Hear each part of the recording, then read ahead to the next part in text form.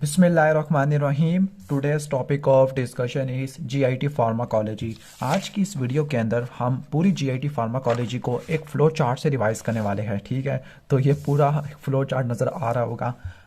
Okay और थोड़ा सा कॉम्प्लिकेटेड भी नज़र आ रहा होगा। ओके तो ये पूरा फ्लो चार्ट मिनी कैटसन से डिराइव हुआ है। अगर आप मिनी कैटसन को पढ़ने के बजाय अगर आप ये वाला फ्लो चार्ट ड्रा कर लोगे तो आपको मिनी कैटसन दोबारा पढ़ने की ज़रूरत ही नहीं पड़ेगी और इस टाइप का फ्लो चार्ट आपको काफ़ी ज़्यादा हेल्पफुल होगा। ओके तो इस पूरे फ्लो चार्ट के अंदर मैंने तमाम जीआईटी डिसऑर्डर्स को मेंशन किया है, उनके रिलेटेड फार्माकोलॉजी, जैसे ड्रग्स कौन कौन सी है, ड्रग्स की क्लासेस कौन कौन सी है, उनके साइड इफेक्ट कौन कौन से हैं और इनके थेरापेटिक इफेक्ट्स क्या है। ठीक है, तो इन सबको एक ही फ्लो चार्ट के अंदर कवर कर दिया है। तो स्टार्ट करते हैं वीडियो को।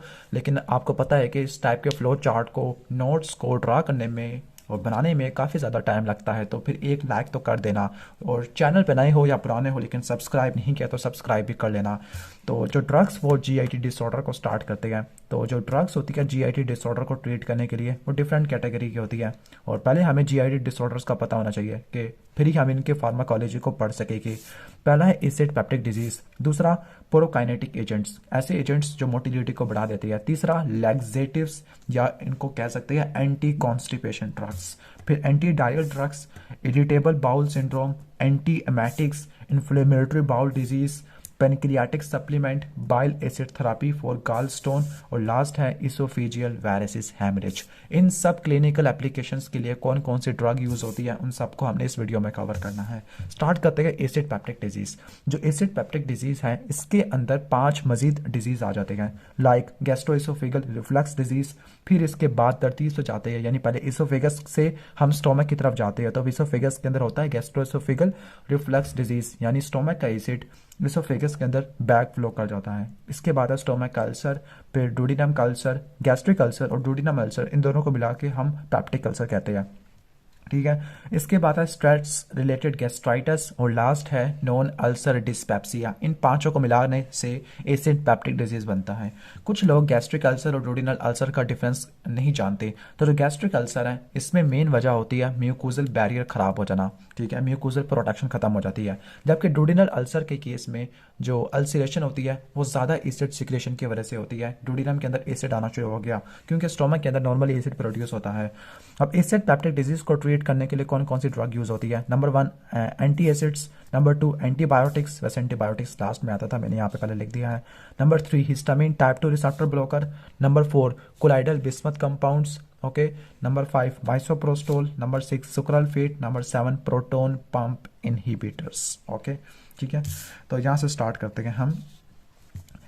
एंटी एसिड्स, जो एंटी एसिड्स होते हैं ऐसे कंपाउंड होते हैं जो स्टोमक के एसिड को न्यूट्रलाइज करते हैं। ये वीक बेसिस होते हैं और ये म्यूकोजल प्रोटेक्शन को भी बढ़ा देते हैं।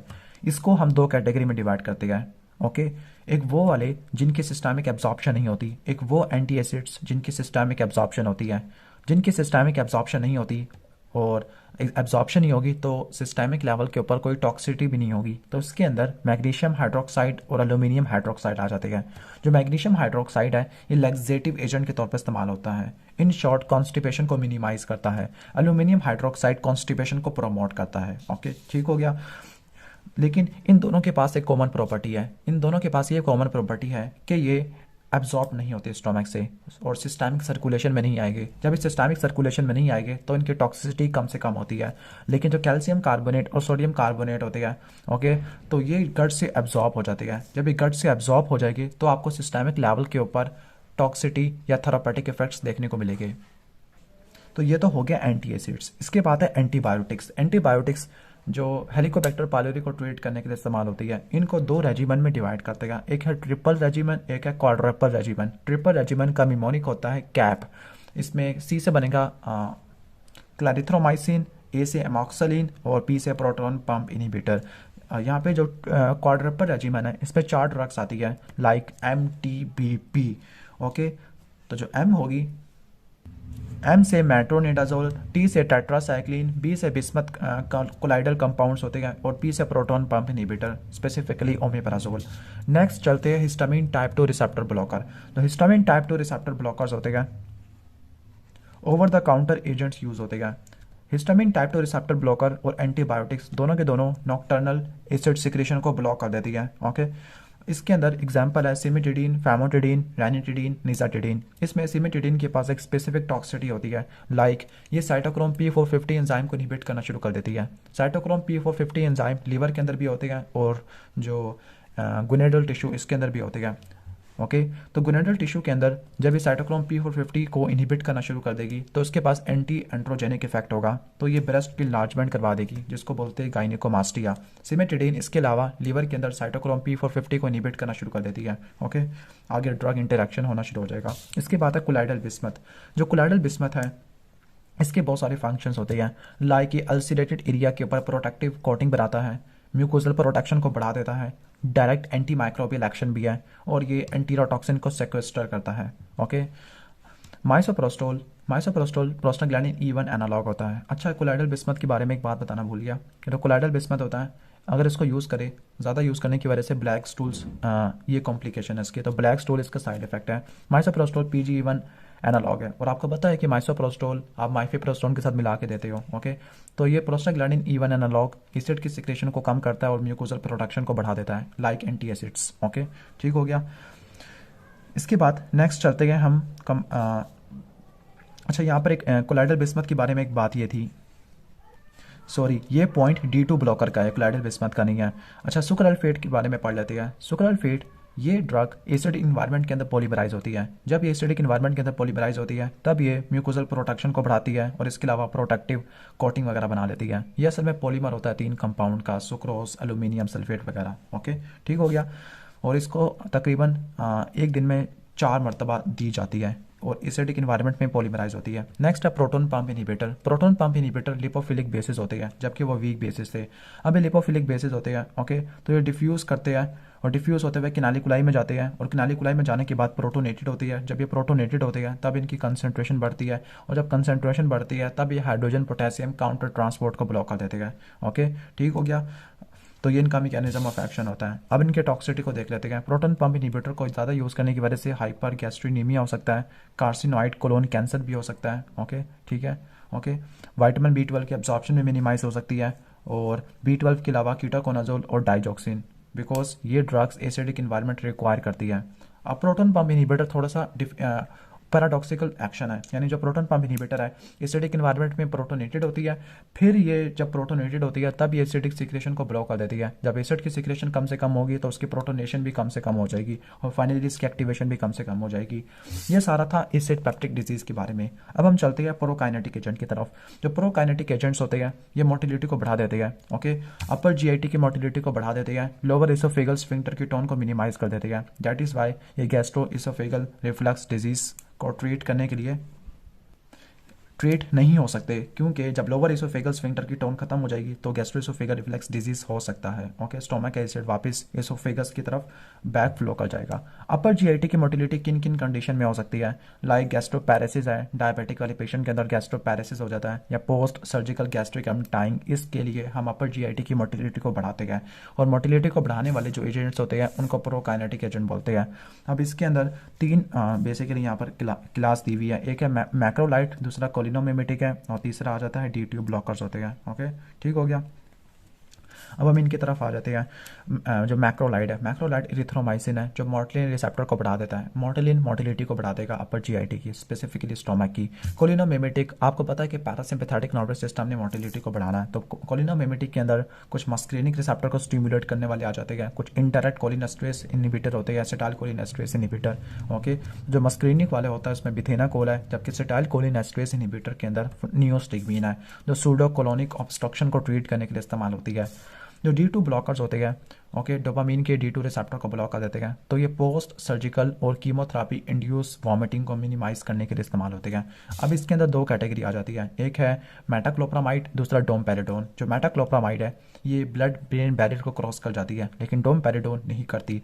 जब मेटाक्लोप्रामाइड ब्लड ब्रेन बैरियर को क्रॉस कर रहेगी तो इसके कुछ CNS टॉक्सिटी देखने को मिलती है, like Parkinson, extra pyramidal sign symptom और हाइपर प्रोलैक्टिनीमिया, क्योंकि डोपामीन प्रोलैक्टिन के सिक्रेशन को कम कर देता है। तो ये तो हो गया प्रोकाइनेटिक एजेंट। अब हम चलते हैं लैक्सेटिव या परगेटिव्स होते हैं जो कॉन्स्टिपेशन को ट्रीट करने के लिए इस्तेमाल होते हैं। अब इनको डिफरेंट कैटेगरी में डिवाइड कर देते हैं। लाइक कुछ बल्क फॉर्मिंग होते हैं, कुछ स्टूल सरफेक्टेंट होते हैं, कुछ ऑस्मोटिक एजेंट होते हैं, कुछ स्टिमुलेंट होते हैं, कुछ क्लोराइड एक्टिवेटर होते हैं, कुछ ओपियाइड होते हैं।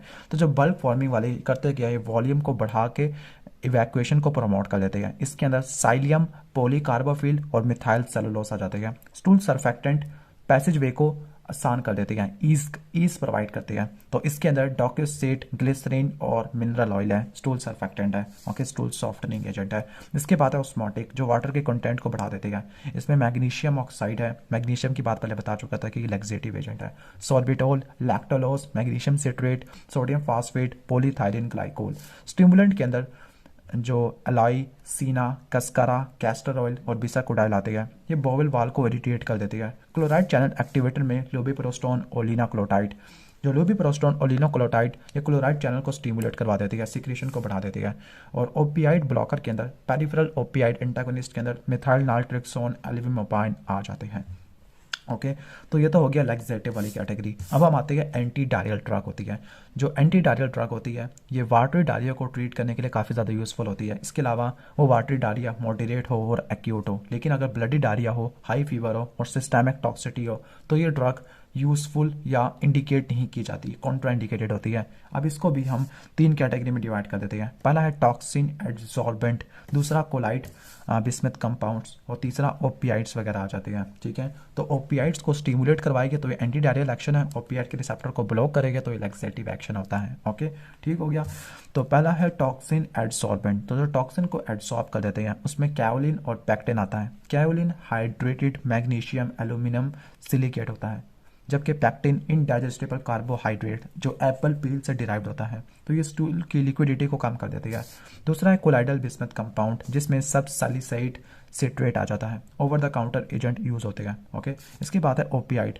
ठीक है, तो वैसे opioid over the counter agent use होते हैं कौन कौन से, डाइफिनॉक्सलेट और लोप्रामाइड। जो डाइफिनॉक्सलेट है उसको एट्रोपिन के साथ मिला के देते हैं ताकि इसका अब्यूज कम से कम हो, जबकि लोप्रामाइड को अकेले देंगे तो ए से अलोन और एल से लोप्रामाइड। ओके, तो ये एंटी डायरियल ड्रग्स हो जाती है। इसके बाद है इरिटेबल बाउल सिंड्रोम।